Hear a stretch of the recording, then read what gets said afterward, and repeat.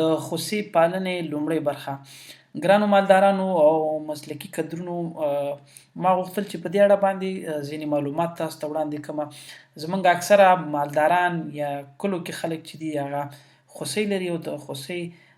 پالنې په هغه درست شکل باندې چې دی نه پوهیږي یا معلومات کم لري. نو په همدې اړه باندې زه غواړم چې د افغانستان مالدارانو ته او هغه خلک چې هغه فارمونه لري هغه څنګه کولی شي چې دغه برخې ته پام وکړي. نو زه د دې د خاطره چې دغه موضوع تاسو ته په ښه شکل باندې وړاندې کوم راځم قدم په قدم او ټکی په ټکی باندې لږ تاسو ته دا موضوع روښانه کوم تر څو ټول هغه ملګري او دوستان چې هغه څوک خط نشي لیکلی یا څوک بې سواده دي هغوی ترې هم ګټه واخلي. د عمر په مختلفو وختونو کې کله چې یو حیوان یا څاروی یا هر څه چې وزیږیږي نو دوی د خپل پرمختګ دپاره چې دی ځینې پړاوونه تیروي. په دغه پرمختګ کې چې دی ځینې برخې چې دی غټیږي او د هغې د غټېدلو سره چې دی هغه یو حیوان د وړیتوب نه بلوغیت ته رسیږي. مثلا کله چې یو حیوان غټیږي د هغې د غټېدو سره چې دی هډوکي هم غټیږي، د هغه عضلات هم غټیږي او بالاخره زړه غټیږي، معده غټیږي او ټول داخلي عضوي که هغه دماغ دی که پښتورګي دا ټول شي یو ځای غټیږي او هغې نه پوخ یا بالغ حیوان ته جوړیږي. په همدې ترتیب باندې دا ما یو برخه راغستې ده، دا عضله ده، دا د غواګانو عضلې دي. عموما کله چې عضلې غټیږي وډوکي غټیږي د دې سره حیوان کت کوي. که د یو حیوان عضلات او وډوکي غټ نشي موږ په دې ترتیب باندې ویلی شو چې دغه حیوان چې دی سوځېدلی دی او د هغه کومه نمو چې دا نه ده کړې. د وخت په تیریدو باندې چې دی د ټول نه مهم چې دی هغه څه دی هغه هاضمي سیستم دی. هاضمي سیستم چې دی په دې کې معده راځي، د معدې سره خوا کې چې دی وړې معده راځي، بیا غټه معده راځي او ابومیزم راځي. د غواګانې د انسانانو په برخلاف باندې 4 معدې لري او دغه معدې چې دی په دې کې واښه او دا نبات تاسو چې ورکوي ټوله کې معده کېږي. نو که چېرته تاسو ښه تغذیه وکړئ نو دغه خوراک چې دی دا به د غواګانو د څارویو یا مثلا د خوسیو د خوسیو د نمو دپاره د دوی ځیګر د غټوالي، د زړه د غټوالي، د زړه د غټوالي، د سږو د غټوالي، د عضلاتو او د ټول وجود د غټوالي دپاره چې دغه انرژي یا د خوراک په استعمال شي او بالاخره غوا خوسۍ به یا غوا به څه وکړي پرمختګ به وکړي غټې به شي. د عمر په 12 نه تقریبا تر 14 میاشتو کې چې دی خوسۍ چې دی دا به څنګه شي، دا باید الکا شي. که چېرته دا الکا نشي نو د نه الکا کېدو سره چې دی نو خوسۍ چې دی هغه نه بلاربېږي او پاتې کېږي همداسې. هغه خوسۍ چې هغې اوسۍ خوراک نه کوي او هغې اوسۍ قد وانخلي، وزن وانخلي او د وجود دا نورې برخې غټې نه شي نو دیو کې چې دی دغه کومه بچهدانۍ چې ده د کوم چې تاسو د عکس ګورئ دا نه غټیږي، دا شنډه پاتې کېږي او کمزورې پاتې کېږي. که چېرته تاسو څارویو ته ښه خوراک ورنه کړئ نو په ځای دی چې دا په 14 میاشتو کې په 15 میاشتو کې دا غواګانې خوسۍ ویمه شي او دا بلاربې شي، دا وروسته ځي او په ده باندې وخت تېرېږي او بالاخره که تاسو بیا د هر څومره خیلکا وکړئ دا چې د دوی د قد سوځېدلی دی، د دوی د وزن کمزوری دی، د دوی دا نورې عضوې کمزوري دي، نو په همدې ترتیب باندې د ده بچهدانۍ هم همدغسې کمزوري. نو د دوی سوځېدل چې دي دا یو منفي تاثیر کوي او بالاخره د دې باعث ګرځي چې هغه خوسۍ چې تاسو په دې تمه اوسېږئ چې د نه به غوا جوړه شي، د هغې نه غوا نه جوړېږي او بالاخره هغه تاسو مخکې نه چې تېره شي هغه تاسو په کساب باندې خرڅوئ. راځو د خطر چې څنګه پوه شو چې زما دا خوسۍ چې ده دا په سالم ډول باندې قد کوي، د نمو کړې ده، وزن یې کړی دی، آیا دا په صحیح حالت کې ده که نه ده. د همدې دپاره دلته جدول لرم، دې ته معیاري جدول دی، دا په هالنډ کې د دې نه استفاده کېږي. دا څو برخې لري، زه تاسو ته اوله برخه دې ښیم چې دا عمر دی. مثلا دا 0 چې دی هغه تازه چې لنګه شي، مثلا په اوله میاشت کې د خوسۍ عمر شو، بیا 2مه میاشت کې شو، 3مه میاشت کې شو، 4مه میاشت کې شو، 5مه کې، 6مه، 7مه، 8مه تر 14مه پورې، بیا تر 40مه پورې. یعنې دا د پرمختګ او د ودې هغه کوم چارټ چې دی یا کومه جدول چې دی چې په دې اساس باندې موږ خوسۍ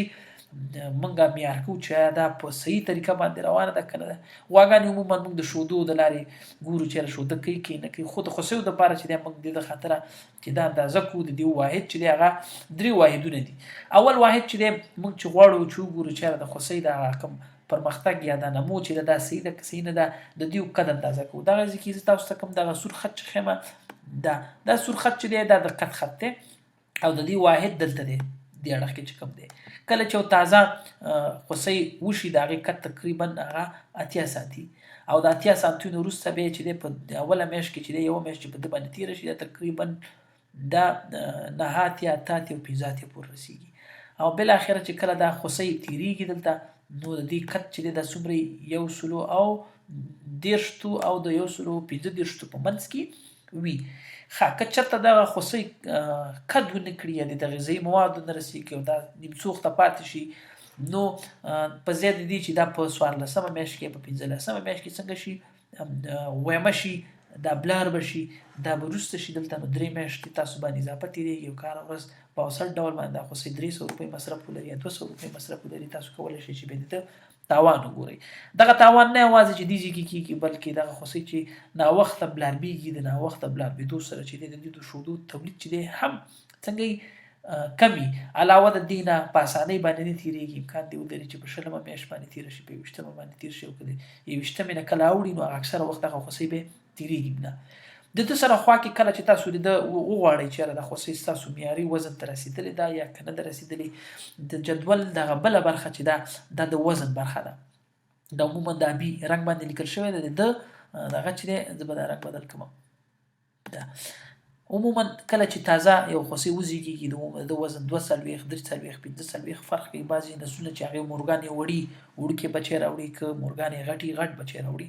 نو دا د دې د نسل پورې تړلې ده بعضې جینټیکي خصوصیاتو پورې تړلې ده خو د 30 کیلو نه ونیسه تر څو پورې تر 50 کیلو پورې د دې وزن دا جدول عموما په هغه کې صدق کوي چې په هغې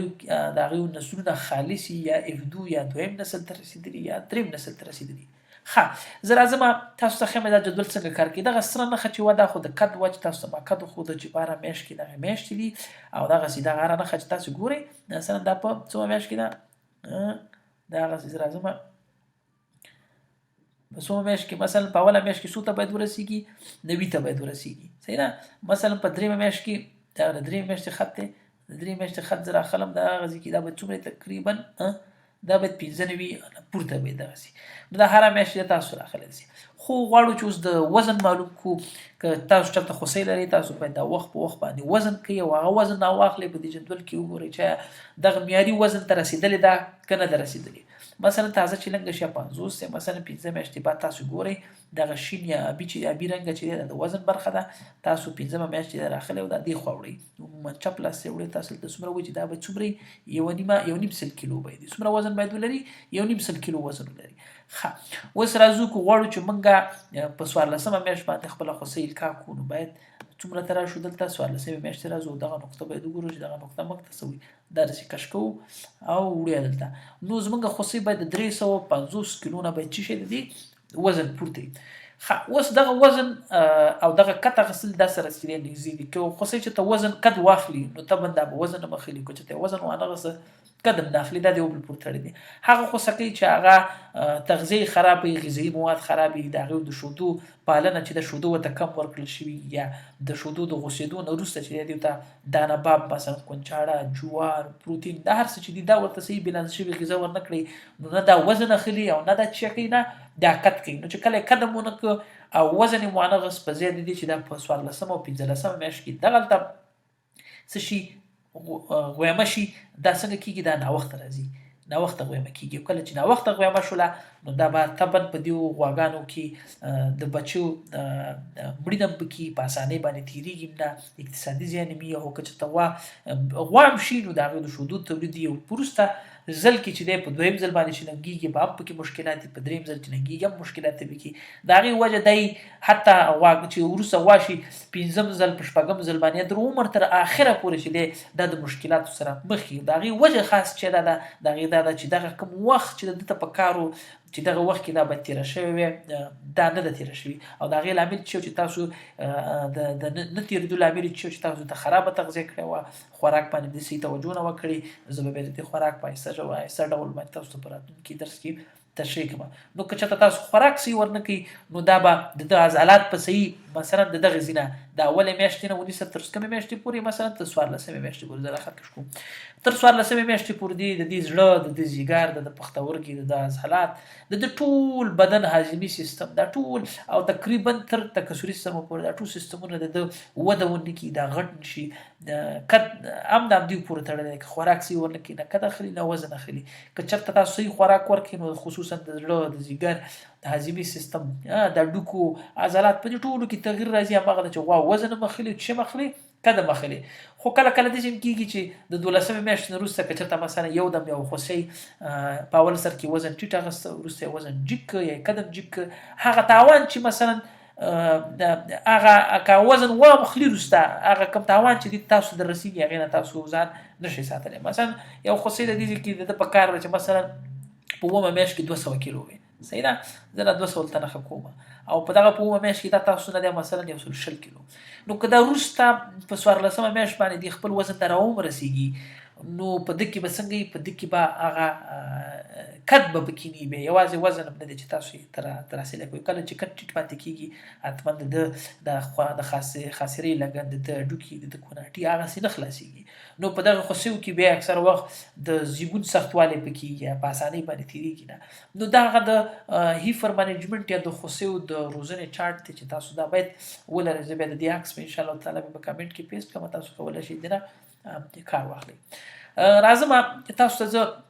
دلته په عملي ډول باندې ښیم دا ما سره چې کومه خوسۍ ولاړه ده راځئ د عکس کې دا خوسۍ تاسو ګورئ دا د 10 میاشتو عمر لري نو په 10 میاشتو کې د دې عمر چې دی دا د 320 کیلو نه پورته دی او دا ما داسې راغټه دا موږ داسې راغټه کړو چې دې ته کم از کم 8 کیلو شوده موږ ورکولو کله چې د شودو نه بیله کړله نو 3 کیلو دانه باب چې دی د رشکې او د شیانو سره خوړلو دا په 10مه میاشت باندې چې وه دا الکا ته اماده شوله راځم تاسو ته په نمونهي ډول باندې ښیم د زما د ښي لاس ته چې کومه تاسو ګورئ دغه خوسۍ دا 20 میاشتې عمر لري دا مثلا دا په دې کلو کورونو کې یا په عامو فارمونو کې خلک ساتي دا د بینسار فارم دی دا تجربه موږ هلته کړې وه نو په 20 میاشتو کې تاسو د دې د قد وګورئ او اندازه وګورئ او دا بله چې ده د 10 میاشتو د دې وزن هم یو شی دی او په در حال کې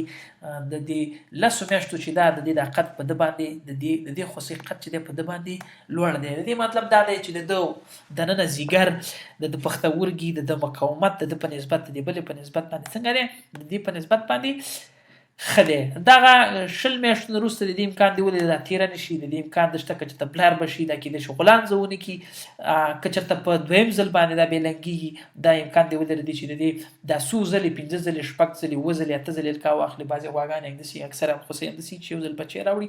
په 2یم ځل باندې بیا نه تېرېږي د هغې خاص وجه دی چې هغه تاسو د اولې میاشتې نه تر 14مې میاشتې پورې تاسو د دې صحیح روزنه نه کړې د ته صحیح خوراک نه ورکړی بالاخره دې باعث ګرځي چې هغه خوسۍ کې بیا وروسته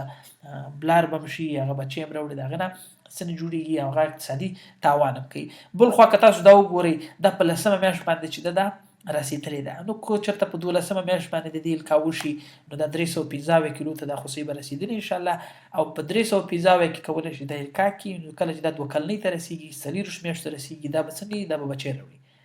او دغه چې دا په 20 میاشتو باندې چې دا هم سې ځای باندې ده نو تاسو وګورئ چې 20 میاشتې 10 میاشتې څومره غټ عمر دی چې په دې باندې ځای کېږي په همدې ترتیب باندې دغه خوسۍ که چېرته پاتې شي د ده د هډوکي سټرکچر او د ده د جوړښت دا به دومره ښه انشاءالله چې دا کولی شي چې 7 لنګونه 8 لنګونه دا وکړي خو اما دغه خوسۍ چې دا د 2یم لنګون نه اخوا د ده تګ چې دی دا څنګه دی دا په شک شوبه کې دی که چېرته تاسو په خوسیو باندې په 2مه میاشت کې په 3مه میاشت کې تر 14مې میاشت پورې د دې هغه خوراکه او د تغذیې سالمه وکړئ نو انشاءالله تعالی په راتلونکي کې به د نه ښه یو عادتي غوا جوړېږي خو که چېرته ونه کوي نو د دې باعث به شي چې دا نه یوازې تاوان کوي بلکې څه ګټه هم تاسو ته نه کوي ښه که څه پوښتنه لرئ کولی شئ چې په کمنټونو کې وکړي زموږ دا د درسونو موضوع هم د همدې دپاره چې تاسو یو څه زده کړی او ستاسو په درد باندې ولګېږي، ځکه اکثر وخت زموږ درسونه یا د لیکلي موږ په لیکلي بڼه باندې کوو، هغه د لیکلي بڼه نیسي چې هغه ځینې مالداران لوستلی نه شي. دا چې افغانستان کې اقتصادي وضعیت د خلکو خراب دی شو، د ماسته دا شي نه د نورو مملکتونو نه راوړي، نو د نسل د اصلاح سره خوا کې منیجمنت یا اداره یا پالنه چې دا ډېره زیاته ضرور ده. او تاسو که اکثر وخت لیدلي بعضې خلک د نورو ملکونو نه غواګانې راوړي، غواګانې 40 کیلو 50 کیلو شوده کوي، مګم قصې چې راشي هغه 15 کیلو شوده نه کوي. د هغې خاصه وجه دا ده چې هغه څومره شوده دته په کار دي او هغه څومره تغذیه دته په کار ده، او د هغې نه علاوه دا کوم جدول چې دی دلته د کت او د وزن دا یې پوره کړی، دا چې پوره نه کړي دا ټیټه پاتې شي، چې کله ټیټه پاتې شي نو که د دې خوسۍ مثلا مور 40 کیلو شوده کوي، دغه خوسۍ د دې امکان نه لري چې دا 13 کیلو ته ورسېږي. خو که چېرته دی دا کولی شي چې د خپل مور نه څنګه شي ښه مخکې لاړ شي. نو همدا و د نن ورځې درس. که څه پوښتنه لرئ زه کولی شم تاسو انشاءالله تعالی جواب درکوم. باقي ښه شپه ولرئ، د الله په امان.